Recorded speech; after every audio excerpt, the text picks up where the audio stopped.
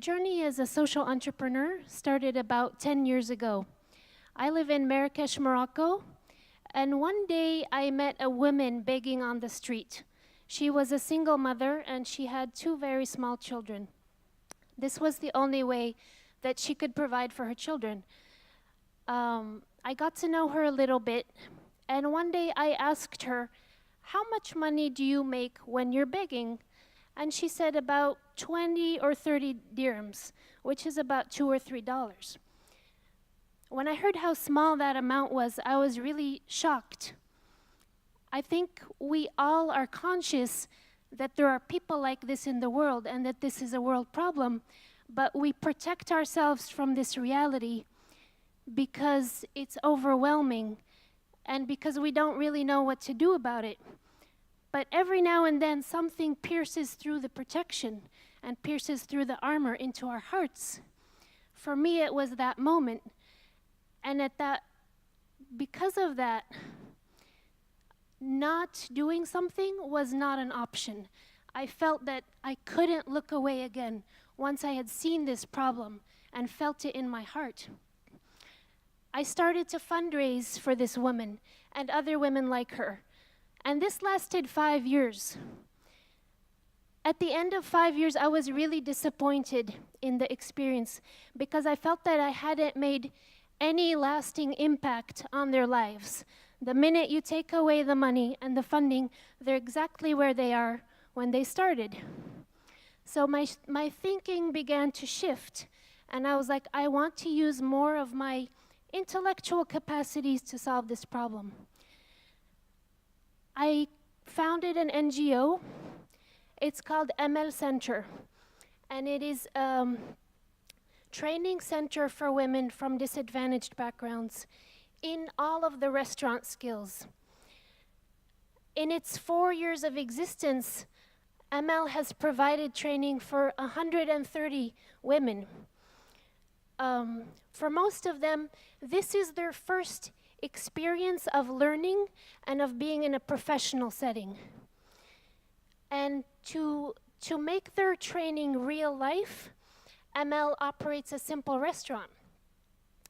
Every day, the students and their teachers serve meals to about 100 customers. The money then serves to fund the whole operation, and ML is now financially independent. ML consistently ranks in the top 3 restaurants in Marrakesh on TripAdvisor out of about 700 restaurants. Not because it's a 5-star Michelin restaurant, but because the people who eat there, they know that they're being part of something that is for the greater good. It's more than just the meal and the food. ML, our mission is to empower women. So we hear this word empowerment, and what does it mean? What does empowerment mean? Because it will lose its value if we just throw it around like that, if we just use it as a buzzword. Empowerment starts with being seen. Now, in our society, there are many people who are invisible, and that may change depending on where you're from. What factors make people invisible? It might be skin color. It might be nationality. It might be disability. It might be age. People start to disappear and become invisible as they get older. In Morocco, poverty is what makes people invisible. The poor people are invisible. When we scan a room, we don't register them because we tend to ignore people that we perceive as less important than ourselves. It's kind of an automatic thing. We don't start out like that, but somehow our brains acquire this pattern. Why is being seen important? First of all, on the human level, whether you're privileged or underprivileged, all of us need this person in our lives who says, I see you, you have value, you have gifts, and you have something to give this world. kindness, and acknowledgement are basic currencies of human interaction. We should give them freely. On the societal level, being seen is important because when you're invisible to the people who have privilege and who have power, you become erased from the narrative. And decisions in society are made that don't serve your needs, and you don't benefit from the advantages that society should give you. Space creates visibility. And this is what ML is. This is what ML Center is. It's a dedicated space for these invisible women to come into existence and be honored for who they are.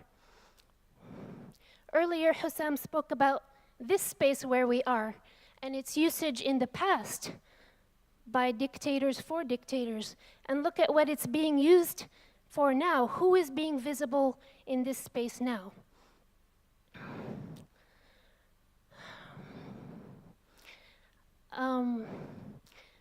And the most empowering thing is learning new skills. And it's very exciting. And this is what we see in ML. When the women leave the training program, they have about 40 or 50 recipes that they know and they can work with anywhere. And they're valued for this. And they go and they get their first jobs, their first formal jobs. Maybe they've been working in the informal sector. They start to make money. They start to get their first paycheck, and that's empowerment. That's empowerment. They become agents of their own lives. We had a story about one of our graduates who went through our program, and she got her first job ever in her life. And with her first paycheck, 2,500 dirhams, which is about minimum wage in Morocco, what she did was she went and she bought some things that we needed in the kitchen at ML. And she brought them to us and she said, I noticed that these things were missing and I'd like to contribute. And it was so beautiful because she was empowered, she was financially empowered, and she was giving back already. Thank you. When I first started ML Center, I thought it would be a good idea to make some business cards, les cartes de visite. So I was thinking of a name that would convey, on one side, this is a social cause, come and help women. And on the other side, you can eat delicious food here, you can eat good food. So I came up with the perfect name. And my name was ML Center for Culinary Arts in favor of marginalized women. Attendez, c'est pas la fin de l'histoire. So, I had one side printed in Arabic and one side printed in French, and I had 1,000 cards printed, and I brought them back, and I was so happy, and I showed them to the women. I said, here, we have our business cards. A little while later, they came and they said to me, Nora, please don't be offended, but we read the cards, and we don't like this word marginalized. None of us feel this way, and we don't want to be referred to this way. And I was stunned, honestly. I was stunned, and I was embarrassed because I'd never thought to consult with these women that I was claiming to be an advocate for. I never asked them, what do you feel like you are? How do you want to be labeled or represented? It created this discussion around the word marginalized, marginalisé. In Arabic, it's even worse, muhammashat. It sounds horrible. So somebody else came and asked the women, said, let me ask you some questions. Have you had an education? No. Do you have Social Security? Nope. Do you have medical coverage? No. Do you have enough money to meet your basic needs? No. And she said, you are marginalized. You're not enjoying your full rights as a citizen, and that is the point of you being here, is to change that.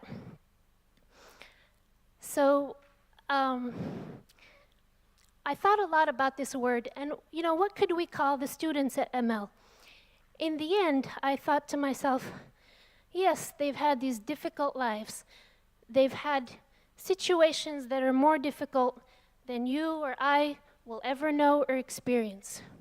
But that's not what defines them. What defines them is their decision to come to ML and change that. They're fighters. They're tough as nails. They're champions. So then we decided we would call our students ML champions. And they loved that name. They love it. So yes, the theme of this TED is in motion, society in motion. And for a lot of us, it is. We're looking to the future. But what about the people for whom it's not? What do we do about them? The first thing that I would like to ask you is to retrain ourselves to see the invisible people in our societies. And this is an active thing. It's not a mental concept. It's saying hello to somebody that you normally wouldn't register. It's remembering people's faces that are maybe difficult for you to remember. It's learning people's names and caring about them. The second thing that we can do is to support the spaces that create visibility and empowerment. When I started ML, I didn't have any background in NGO work or in the restaurant business, and I didn't have any money. But I had faith and I had this desire that my life be a life of service. Thank you.